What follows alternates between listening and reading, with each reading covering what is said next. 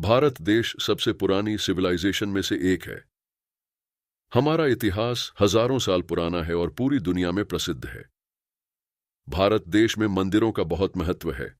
हमारे मंदिर अद्भुत आर्किटेक्चर और कारीगरी का अद्भुत एग्जाम्पल है। और कुछ तो ऐसे रहस्यमय मंदिर मौजूद है जिनकी पहेली को वैज्ञानिक भी अभी तक सुलझा नहीं पाए। आज हम आपको एक ऐसे ही रहस्यमय और अद्भुत मंदिर के बारे में बताएंगे।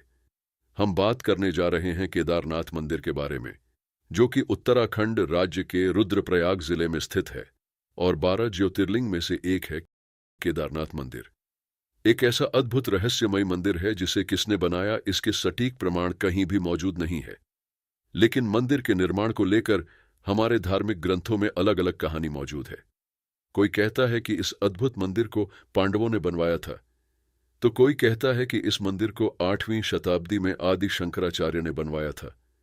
आप सभी को जानकर हैरानी होगी कि 12 ज्योतिर्लिंग में सर्वश्रेष्ठ केदारनाथ मंदिर 400 सालों तक बर्फ के अंदर दबा रहने के बावजूद मंदिर सुरक्षित बचा रहा। मंदिर सी लेवल से 3600 फीट ऊपर बना है। केदारनाथ मंदिर को देख व छूकर ऐसा लगता है कि इसको इंसानों ने नहीं बल्कि सुपर ह्यूमंस ने बनाया है। कुछ कहानियों के अनुसार मंदिर 8वीं शताब्दी तक कुछ जगहों से टूट चुका था। जगत गुरु शंकराचार्य ने मंदिर की मरम्मत कराई थी।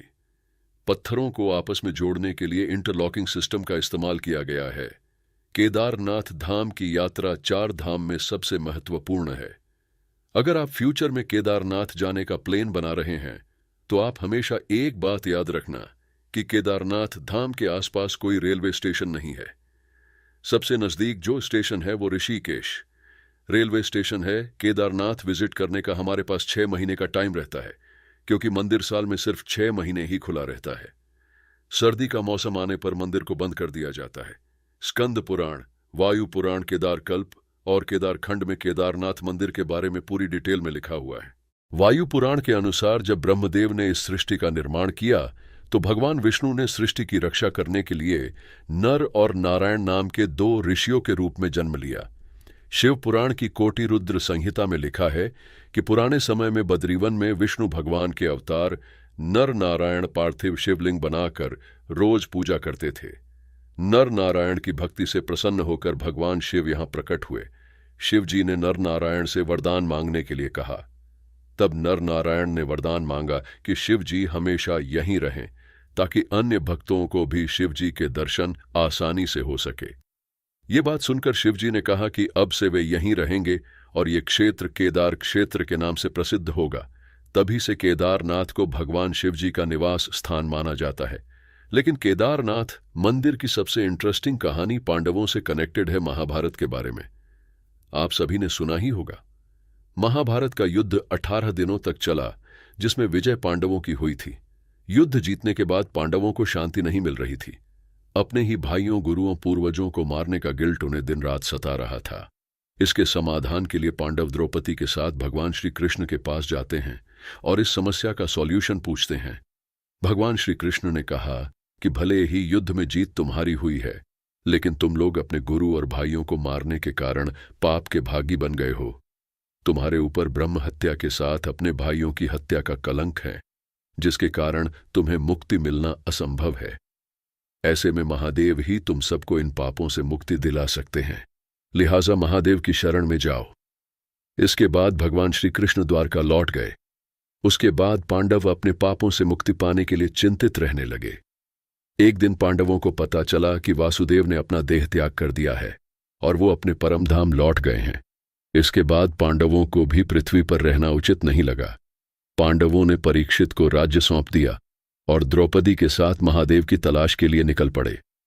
पांडव कैलाश पर्वत पर महादेव के पास पहुंचे, लेकिन महादेव ने उन्हें दर्शन नहीं दिए और अंतर्ध्यान हो गए। पांडव भी मन में ठान चुके थे कि हर हाल में उन्हें महादेव को पाना है और उनसे अपनी मुक्ति का मार्ग जानना है। महादेव का पीछा करते हुए पांडव केदारनाथ पहुंचे। महादेव ने देखा कि पांडव केदारनाथ आ गए हैं तो उनसे बचने के लिए उपाय ढूंढने लगे। तभी उनकी दृष्टि पशुओं के झुंड पर गई और वह अपनी पहचान छुपाने के लिए बैल बनकर झुंड में शामिल हो गए। पांडवों के लिए पशुओं के झुंड में से महादेव को पहचानना कठिन हो गया। महाबली भीम तब 2 पहाड़ों के बीच पांव रखकर खड़े हो गए। बाकी सभी भाइयों ने पशुओं को भीम के पैरों के बीच से भगाना शुरू कर दिया। सभी पशु भीम के पैरों के नीचे से गुजरकर भाग गए, लेकिन महादेव को पैरों के बीच से निकलकर जाना अनुचित लगा और वह वहीं पर खड़े रह गए और पांडवों शिव को पहचान लिया। शिव जी को जैसे ही लगा कि पांडवों ने उन्हें पहचान लिया है, वह बैल रूप में ही धरती में समाने लगे। भीम ने अब देखा न ताव झट से बैल बने महादेव का कूल्हा पकड़ लिया। महादेव को विवश होकर प्रकट होना पड़ा और पांडवों की दृढ़ भक्ति और इच्छा शक्ति को देखते हुए उन्हें पाप से मुक्त करना पड़ा और शिवजी ने पांडवों को स्वर्ग जाने का मार्ग बताया और वो अंतर्ध्यान हो गए। उसके बाद पांडवों ने उस शिवलिंग की पूजा अर्चना की और आज वही शिवलिंग केदारनाथ धाम के नाम से जाना जाता है, क्योंकि यहां पांडवों को स्वर्ग जाने का रास्ता स्वयं शिवजी ने दिखाया था। इसीलिए हिंदू धर्म में केदार स्थल को मुक्ति स्थल माना जाता है और ऐसी मान्यता है कि अगर कोई केदार दर्शन का संकल्प लेकर निकले और उसकी मृत्यु हो जाए तो उस जीव को पुनः जन्म नहीं लेना पड़ता।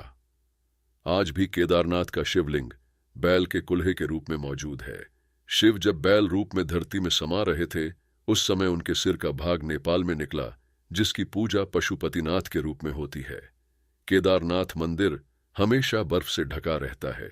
यहाँ के खराब मौसम के चलते मंदिर के कपाट 6 महीने के लिए बंद कर दिए जाते हैं। मंदिर बंद करने से पहले पुजारी विग्रह और दंडी को नीचे ले जाते हैं। इसके बाद मंदिर परिसर की सफाई करके पुजारी वहां एक दीपक जला देते हैं। हैरानी की बात यह है कि मंदिर 6 महीने बंद रहने के बावजूद इसके दोबारा खोलने पर भी दिया वैसे ही जलता हुआ दिखाई देता है। मंदिर में एक छोटा सा दिया 6 महीने तक लगातार कैसे जलता है, इस बात को लेकर सब हैरान हैं, क्योंकि मंदिर के पुजारियों के अनुसार केदारनाथ के कपाट शीतकाल में बंद कर दिए जाते हैं। इसके बाद ये दीपावली के दूसरे दिन ही खुलते हैं। इस बीच ज्यादा ठंड होने के चलते वहां परिंदा तक पर नहीं मार सकता है। मंदिर की एक और बात बड़ी हैरान करने वाली है कि वहां भगवान शिव आज भी भक्तों को साक्षात दर्शन देते हैं। इसीलिए उन्हें जागृत महादेव के नाम से भी जाना जाता है। पुराणों के अनुसार शिव जी का एक भक्त बड़ी मुश्किलों को पार करके केदारनाथ पहुंचा था, लेकिन नियम के मुताबिक पुजारी मंदिर के कपाट 6 महीने के लिए बंद कर रहे थे। पुजारियों की बात सुनकर भक्त ने वहां से जाने के लिए मना कर दिया और शिव जी के दर्शन करने पर अड़ गया। वो वहीं भूखा प्यासा बैठा रहा, मगर मंदिर के कपाट बंद हो गए। तभी भक्त को अचानक नींद आ गई और वो 6 महीनों तक सोता रहा। बताया जाता है कि जब वो भक्त सो रहा था तब उसे एक वैरागी ने दर्शन दिए। इसके बाद जब वो सोकर उठा तब उसने देखा कि मंदिर के कपाट खुल रहे हैं। मंदिर के पुजारी भी उसे पहचान गए।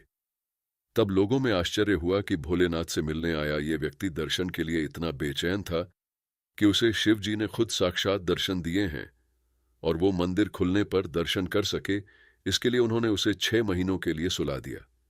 शिव जी की इसी महिमा के चलते उन्हें जागृत महादेव के नाम से भी जाना जाता है। जियोलॉजिस्ट दावा करते हैं कि केदारनाथ का मंदिर लगभग 400 वर्षों तक बर्फ में दबा रहा। 1300-1900 ईस्वी के आसपास का वो समय जिसे हिमयुग के रूप में जाना जाता था। Wadia institute of Himalayan geology, Dehradun के वैज्ञानिक कहते हैं, मंदिर की दीवारों पर पीली रेखाएं इस क्षेत्र में हिमनदी की गतिविधियों की ओर इशारा करती हैं। रिपोर्ट के मुताबिक यह मंदिर न सिर्फ 400 सालों तक बर्फ की गहराई में दबा रहा, बल्कि हिमनदी की तरंगों से होने वाली क्षति से भी खुद को बचाता रहा। वैज्ञानिक कहते हैं कि हिमनदी की तरंगों के संकेत मंदिर के अंदर भी देखने को मिलते हैं। यहाँ पत्थरों में बहुत चमक है। वैज्ञानिकों ने इस वास्तुकला का अध्ययन किया और वे इस निष्कर्ष पर पहुंचे कि मंदिर का डिजाइन करते वक्त निर्माताओं के मस्तिष्क में बर्फ और ग्लेशियर का खतरा भी रहा होगा। तभी उन्होंने प्राकृतिक आपदाओं के सामने मंदिर की मजबूती को सुनिश्चित किया होगा। केदारनाथ में 2013 में आई आपदा का मंजर कौन भूल सकता है। ऐसी भारी तबाही जिसने जनजीवन को तहस नहस करके रख दिया था। धरती से लेकर आसमान तक सब कुछ पानी पानी हो गया था। इतनी भयंकर आपदा के बाद भी इतने पुराने मंदिर का सही सलामत बचे रहना बहुत बड़ा चमत्कार है। इस बात को देखकर हर कोई हैरान था कि जिस आपदा में ऊंची इमारतें, पहाड़, पेड़ और इंसान सब कुछ बह गया, उसमें इस छोटे से मंदिर को कैसे खरोंच तक नहीं आई। केदारनाथ के साधुओं के मुताबिक सैलाब के साथ एक विशाल चट्टान नीचे आ रही थी उसको देखकर लगा था कि अब मंदिर के भीतर के मौजूद 300-400 लोगों का बचना भी मुश्किल है। लेकिन अचानक वह चट्टान मंदिर पर गिरने के बजाय उससे लगभग 50 फीट की दूरी पर गिरकर ही रह गई। अचानक चट्टान का रुकना किसी चमत्कार जैसा ही था। माना जाता है कि इस चट्टान ने ही मंदिर की रक्षा की। इस चट्टान की वजह से बादलों का पानी 2 भागों में बंट गया, जिससे मंदिर को नुकसान होने से बच गया। बड़ी बड़ी चट्टानें भी इससे टकराकर टूट गई। केदारनाथ के लोग इस चट्टान को भोलेनाथ का चमत्कार मानते हैं। इस चट्टान की तब से ही पूजा की जा रही है। इस चमत्कारी चट्टान का नाम भीमशिला रखा गया है। स्थानीय लोगों का मानना है कि केदारनाथ मंदिर को पांडवों ने बनवाया था। इस वजह से चट्टान को लोग भीम के गदा से जोड़कर देखने लगे और इसका नाम भीमशिला रख दिया गया। केदारनाथ में भीमशिला की पूजा को 9 साल हो गए हैं। आज की वीडियो में इतना ही। मिलते हैं एक नई वीडियो के साथ। तब तक हर हर महादेव।